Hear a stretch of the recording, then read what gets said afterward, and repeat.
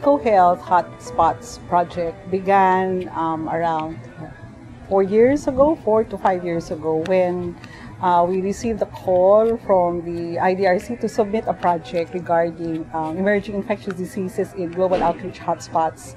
In the Philippines, we selected Puerto Princesa because it was becoming a top tourist destination in the country, and there were a lot of ecotour sites which are being put up by the local governments. We decided on also using dengue as a proxy disease to illustrate how changes in the environment would affect people's risk for emerging infections. So this project entailed working with several local government offices and also Department of Health agencies.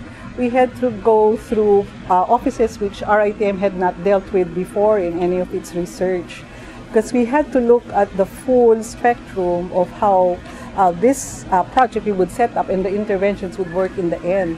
So it entailed getting permits from the Palawan Council for Sustainable Development, the Department of Environment and Natural Resources, from the City Health Government, in addition to the Ethics Review Board of the Research Institute of Tropical Medicine.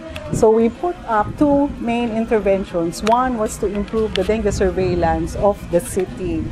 And because the surveillance previous to the project was almost non-existent. The second intervention we tried to set up was to empower and teach the community in one ecotour area, which is the Palawan Underground River Tour. This is the Puerto Princesa Underground River Tour. So this area sees a lot of visitors per day. At almost 1,000 people enter the caves. So roosting in those caves were a lot of bats.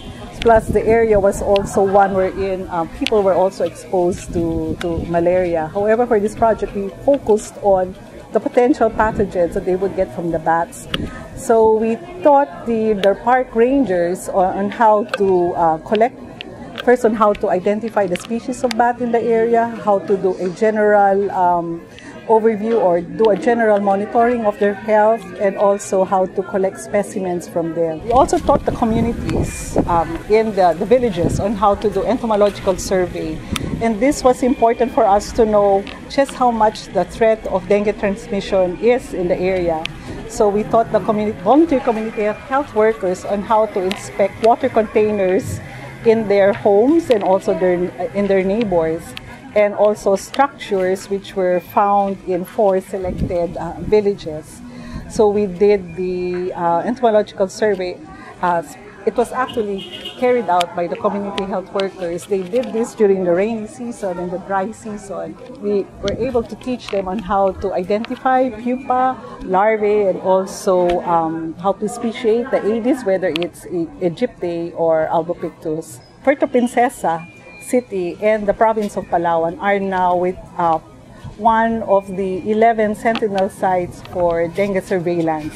This is quite good because now they can actually have good data on the dengue situation in their areas. I think an important output with this EcoEID program was that it brought together people or individuals in offices that normally do not sit down and talk with each other. It has shown that it was very important for any emerging infections. If you take an eco-health approach, you can't do it alone. You have to work with others and you have to collaborate for a common goal, to achieve a common goal.